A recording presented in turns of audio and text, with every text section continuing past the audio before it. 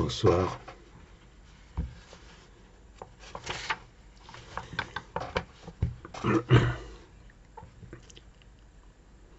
Comment dire, formuler?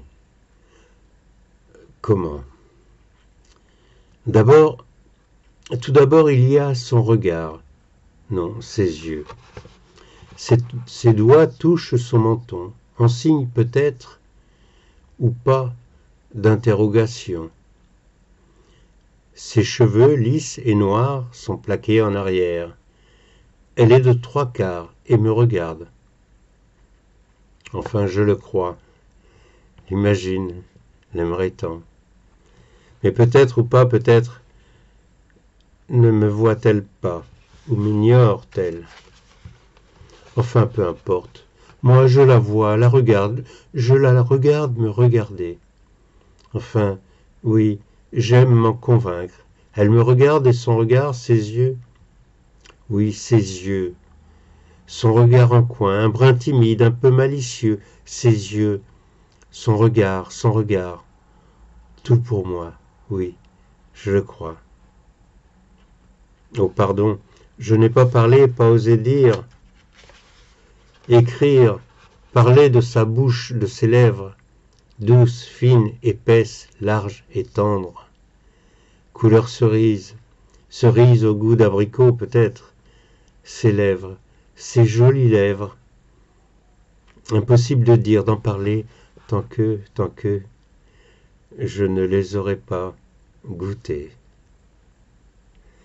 Paul Manderson Becker, autoportrait. Rien, presque rien, pas grand-chose, si peu.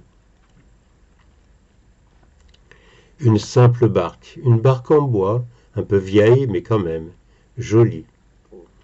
Attends voir, attends que je me souvienne. Dedans, quelques fanions debout dressés, claquent au vent. Et puis 2 épuisettes et un gros sac, ou plutôt une musette en toile, grise bleutée. Le tout finalement très coloré, et puis peut-être une corde pour retenir la barque. Plus loin, sur le sable, une ancre, toute seule, abandonnée. Et puis quand même, attends que je me souvienne. Ben oui, sur le sable, du sable fin jaune-orange, quelques galets, et puis les vagues. Les vagues, ils ressaquent. Elles vont et viennent, reviennent sans cesse, jusqu'à bientôt mouiller la petite barque. Et puis, oui, quand même, attends que je me souvienne. Sur cette plage, cette barque, elle brille et scintille, sous les rayons puissants d'un soleil levant. Un jaillissement de feu sur une simple barque.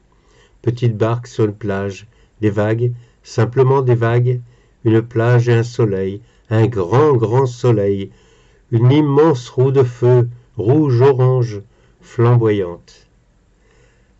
Max Petchen, barque au soleil levant.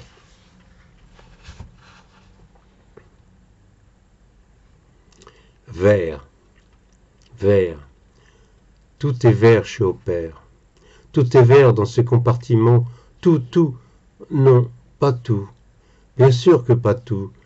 Chaque vert chez Opère est bien différent. Chaque endroit a sa valeur, sa teinte, plus ou moins claire. Et même autant que brillance, la voyageuse... Non, son chapeau n'est point vert, mais plutôt bleu, gris-bleu. Sur ses genoux, une revue est grande ouverte. Son visage, ses cheveux touffus débordent de son chapeau. Elle est blonde. Ses lèvres sont rouges. Elle lit ou pense ou fait semblant. Ou bien, elle est seule surtout. Toute seule dans ce compartiment. Compartiment C. Voiture 293. D'un train venant de nulle part et allant vers... C'est elle au moins pourquoi? Moi non, c'est elle où ce train, tortillard chemin de fer, l'emmène. Paradis ou enfer, je ne sais pas, ne sais plus, ne sais rien. Simplement, je crois peut-être que c'est le soir. Oui, le soir, pas le matin. Par la fenêtre, l'on peut voir, imaginer, apercevoir le soleil rougeoyant se coucher au-dessus d'une forêt. Campagne, sans compagne, sans compagnon. Il y a un pont, donc sûrement un fleuve ou une rivière. Le train fonce tranquille, serein, et la jeune femme, la jeune femme, la jeune femme, dans son compartiment vert tout vert, elle attend d'arriver ou pas vers sans moi, hélas.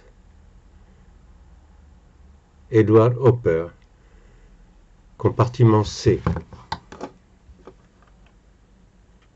Merci.